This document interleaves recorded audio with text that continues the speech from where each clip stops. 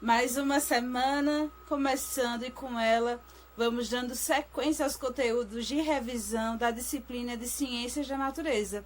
Então se liga aí e anota as informações, porque lá vem a nossa aula. E aí, turma? Então hoje a gente vai dando sequência ao conteúdo sobre as plantas, que a gente já começou a fazer a revisão. Hoje a gente vai ver os processos reprodutivos que podem acontecer com as plantas. Mas antes de falar em reprodução das plantas, a gente vai relembrar a importância da reprodução para os seres vivos, que é manter os seus descendentes no ambiente. E a reprodução não só ocorre com animais, ocorre também com as plantas, porque sendo plantas seres vivos, ela tem a capacidade de reprodução, ou seja, de manter os seus descendentes. Então, se eu retiro uma árvore do meio ambiente, possivelmente aquela árvore ela já tem deixado descendentes no espaço, no ambiente. Mas lembrando, sabendo que nós temos uma grande dependência das plantas para a nossa sobrevivência no planeta, quando a gente retira a planta, a gente tem o dever de colocar outra no lugar. Então, as plantas, elas têm um processo de reprodução, tanto de maneira sexuada como assexuada.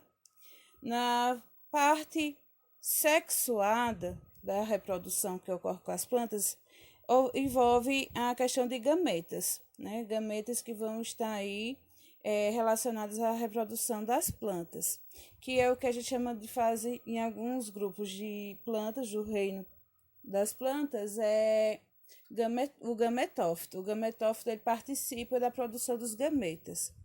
Já a fase esporófito está ligado à fase que está ligada à assexuada, a reprodução assexuada, em que não envolve a união de gametas.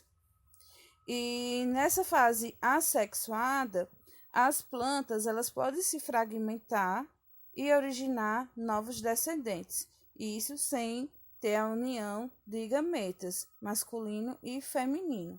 Então, o primeiro grupo de plantas que a gente vai ver aí, no aspecto de reprodução, vai ser as briófitas, que têm uma grande dependência da água para que ocorra a reprodução, ou seja, sem a água, para esses seres vivos, não tem como haver a reprodução. Então, a gente vai ter aqui um gametófito masculino e um gametófito feminino. Então, o gametófito masculino vai produzir um gameta masculino que a gente chama de anterozoide. E o gameta feminino, o gametófito feminino, corrigindo, ele vai produzir o gameta que a gente chama de oosfera. Então, os anterozoides eles vão ser carregados com a água até a oosfera e lá vai formar um esporófito, que é essa estrutura aqui. Esse esporófito, com o tempo, ele vai amadurecer e vai liberar no ambiente esporos. Esses esporos vão ser carregados com o vento, com a água, e quando achar um substrato com condições favoráveis para que ele se desenvolva, vai originar um novo gametófito. E assim se dá o ciclo de vida das briófitas. Então, vou apagar aqui. Pronto. Aqui é resumindo o processo de reprodução das briófitas, que se vocês forem analisar, tem a fase gametófita, ou seja, com a união dos gametas, mas também tem a fase com o esporófito, ou seja, que vai ter a liberação de esporos para o ambiente e vai formar um novo indivíduo, mas que é de forma assexuada. Então, aí nesse ciclo de vida das briófitas, tem a fase sexuada e assexuada de reprodução. Aqui, reprodução das pteridófitas. A gente vai ter aqui, como vocês podem estar vendo, um esporófito adulto. Esse esporófito, ele vai estar liberando a partir dos esporângios, que são soros, que ficam embaixo da sua folha, que um exemplo desse grupo que é muito utilizado é as samambaias. E se vocês pegarem uma samambaia, vocês vão ver que ela tem essas estruturinhas de soldos debaixo da sua folha. Então, os esporângios, eles se abrem, se rompem e vão liberar esporos no ambiente. Esses esporos, eles vão formar gametófito que ele geralmente produz tanto gametas masculinos como feminino. E aí o anterozode, também para chegar à osfera, ou seja, o óvulo da planta, né, do prótalo, ele precisa de água. Então, tanto as briófitas como as pteridófitas necessitam de água para a reprodução. Então, o heterozóide, quando ele chegar na osfera, no óvulo, vai se desenvolver, vai formar um zigoto e assim formar um novo esporófito, que vai dar início novamente ao ciclo de vida aí das pteridófitas. Então, as pteridófitas, elas também têm uma fase sexuada e assexuada, envolvendo aí na reprodução. Como acontece o processo reprodutivo das gimnospermas? Então, as gimnospermas têm espécies que aí conhecidos popularmente como pinheiros, né? Os pinheiros geralmente podem ter estróbilos, que são a parte que vai ter as sementes que vão estar envolvidas no processo de reprodução. Então, geralmente, o que vai acontecer, gente? Os estróbilos tem em árvores que podem ter os estróbilos tanto masculinos como femininos, ou seja, são hermafroditas. E aí, os estróbilos masculinos, eles produzem estruturas que se desenvolvem e formam grãos de pólen, que podem ser dispersos pelo vento.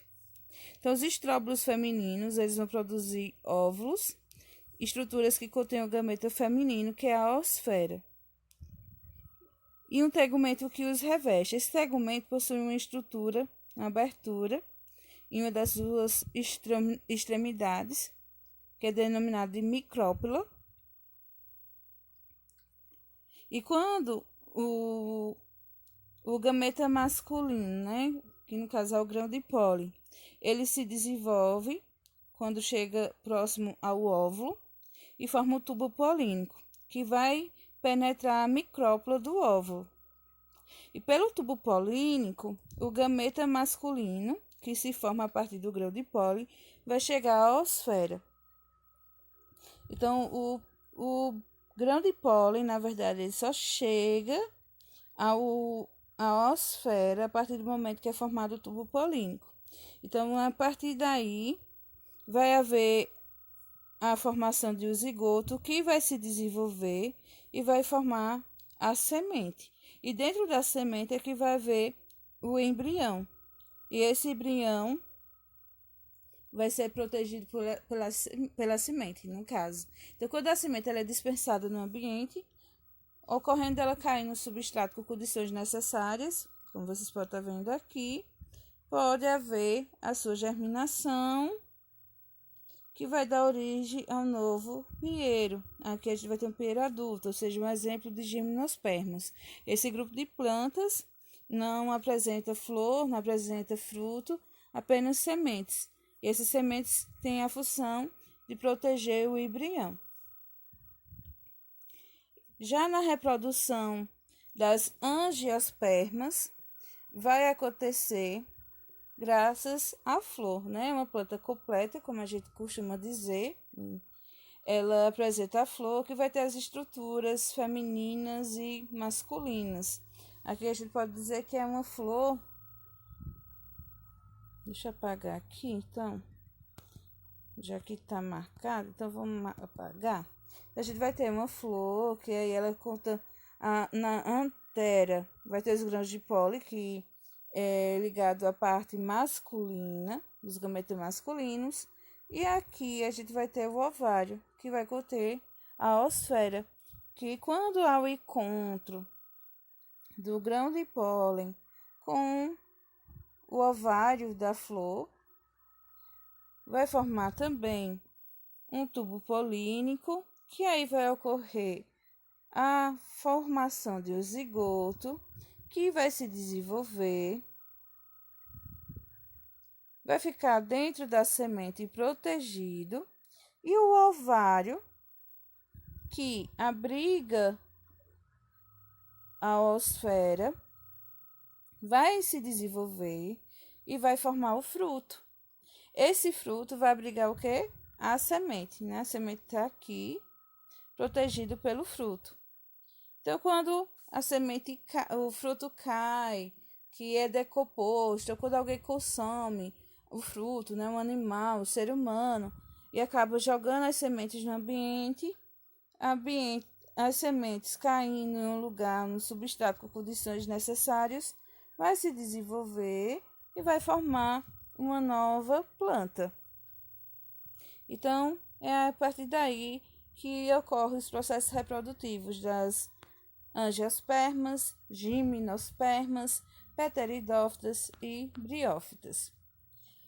E não podemos esquecer que para a reprodução dos grupos aí relacionados a angiospermas, é de extrema importância os agentes polinizadores, que pode ser abelhas, borboletas, besouros, pássaros, morcegos também, assim como ações de fatores naturais como o vento, a água, são encarregados também de fazer esse processo de polinização no grupo das angiospermas. Então, pessoal, bons estudos. Não esqueça de anotar as informações do vídeo, pois depois será cobrado de vocês na disciplina. Então, se liga aí na informação.